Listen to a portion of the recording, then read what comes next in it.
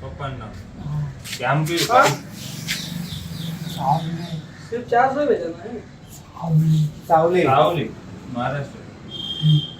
મહારાષ્ટ્રથી છે. हाँ અહીંયા કઈ રીતે આવે? 848 मगर पार्सल ગાડી પર બેસીને લઈ આવ્યો કાલે ભાઈને. અહીંયા નાકા પર છે ને ચાલતા હતા ડોસરીને આવતા હતા. ભાઈ તમને યાદ આવે. પેલા ક્યાં હતા? એ ભાઈ ને દાદરો ચડી જાય. રાતલો ચડે ને એવી બેસી ચડે. આપણે ચડી જાય. પહેલા બોલાતું મરાઠી છે ભાઈ છે ને સૌથી પહેલા મારા ઘરની બાજુમાં बाजू चाल नहीं चाल मराठी नहीं चाल વેચાઈ ગયું. મોમેડન આવી ગયા છે બાજુમાં. 10-15 વર્ષ થઈ ગયા. બધા વખત થઈ ગયા. તો તમારું ઘર ક્યાં હતું?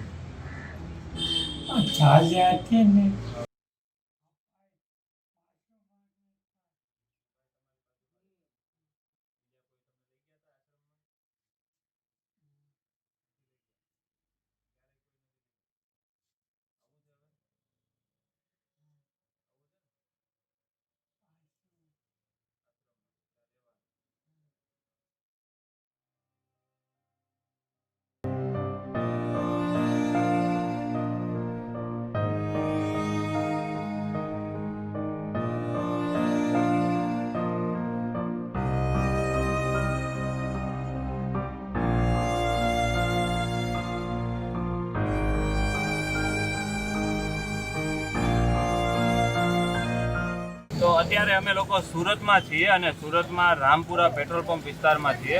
આ ભાઈ માટે છેલ્લા 2 દિવસથી અમને વોટ્સઅપ દ્વારા માહિતી મોકલવામાં આવેલી હતી કે એક વ્યક્તિ છે અને લકવાથી પીડાઈ રહેલ છે અને સાથે એમના ફેમિલીમાં પણ કોઈ પણ વ્યક્તિ છે નહીં અને ઢસડાઈને ચાલે છે અને જે પણ કોઈ પણ આસપાસના વિસ્તારના લોકો આપે કંઈ પણ તો એ વસ્તુ જમે છે.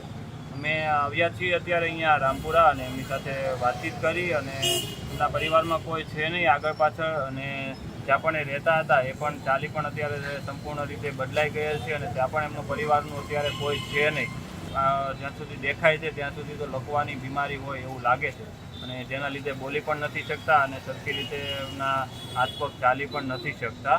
તો અત્યારે અમે એમને રેસ્ક્યુ કર્યા છે અને એમને લઈને હવે જઈએ છીએ આશ્રમમાં. આપણાથી જે પણ થાય એ એમની જીવનમાં પરિવર્તન લાવવાની આપણે કોશિશ કરીએ અને એટલા માટે જે પણ આ જગ્યા પર એ રોડ પર રહેતા હતા તો તેનાથી રોડ પરથી લઈને એમને એક સારી જિંદગી મળે એવી કોશિશ કરીએ છીએ. તો અત્યારે એમને લીધા છે અમારી સાથે અને લઈ જઈએ છીએ એમને આશ્રમ પર.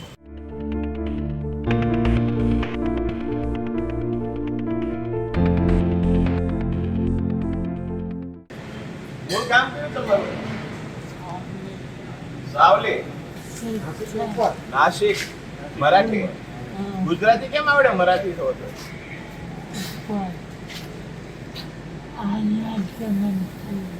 સુરત જન્મ. તો મા બાપ કે ઘર કઈ નહીં? બેન ભાઈ? ઓ ભગવાન, બહુ દુઃખ આપ્યું કરી. આમ લાંબો થાય છે પણ? અરે વાહ. બીજું બે પર કઈ કસરત કરશે ને સારું થઈ જાય. નમસ્કાર સેવા સાથીઓ, તારીખ 20/7/2023 માનવ સેવા ચેરિટેબલ ટ્રસ્ટમાં પંકજભાઈ સુતરિયા મરડાવાળા આજે અમારા પ્રભુજીને SRK ગ્રુપ જે મૂળ પહેલાનું છે તે આજે પ્રભુજીને લઈને આવે છે. મહિને 2 કે 3 જે કંઈ પ્રભુજીની સેવા થાય એ કરે છે, લઈને આવે છે. તો ખૂબ ખૂબ ધન્યવાદ. નમસ્કાર પંકજભાઈ, આપ કોને ક્યાંથી લાવ્યા માહિતી આપો. આ વ્યક્તિની માહિતી અમારી પાસે 2 દિવસ પહેલાં આવેલી હતી અને નાઇટના ટાઈમે આવેલું હતું. ત્યારે અમે પરિસ્થિતિ જોઈ અને ખૂબ જ ખરાબ લાગી એમની પરિસ્થિતિ. 2 દિવસનો ટાઈમ લીધો, આશ્રમની સાથે વાત કરી અને ત્યારબાદ આજે અમે જઈને એમને રેસ્ક્યુ કરીને ખૂબ ખૂબ ધન્યવાદ. શું છે તમારું નામ? રામભાઈ. તમારું ઘરે કોણ છે પરિવારમાં? કોઈ નીચે ફૂટપાથ પર પડેલા હતા બિનવારસી હાલતમાં? દોસ્તાન્યા? ઠીક. બીજું કોઈ નથી ઘરમાં? મા બાપ, ભાઈ બહેન? ખૂબ ખૂબ ધન્યવાદ. નમસ્કાર. ભગવાન તમારું ભલું કરે. ધન્યવાદ. ધન્યવાદ.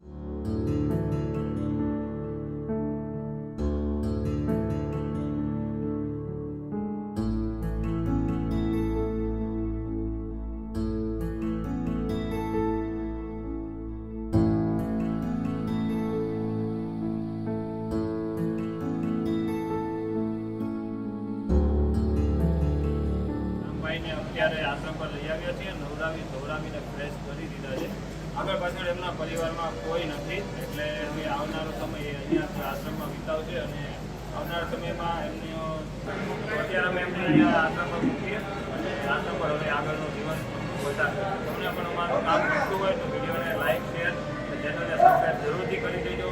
તો આવા લોકો ક્યાંય પણ તમને દેખાય તો અમારો અથવા આ જે આશ્રમનો નંબર તમને દેખાઈ રહ્યો છે એના પર તમે સંપર્ક કરી શકો છો. જે બીમારથી લોકો હોય છે એમના માટે આશ્રમ કાર્યરત. મળીએ છીએ આના પછી ફરી પાછા નવા વિડીયોમાં નવા વ્યક્તિ સાથે, નવા વિચાર સાથે. જય હિન્દ, જય ભારત.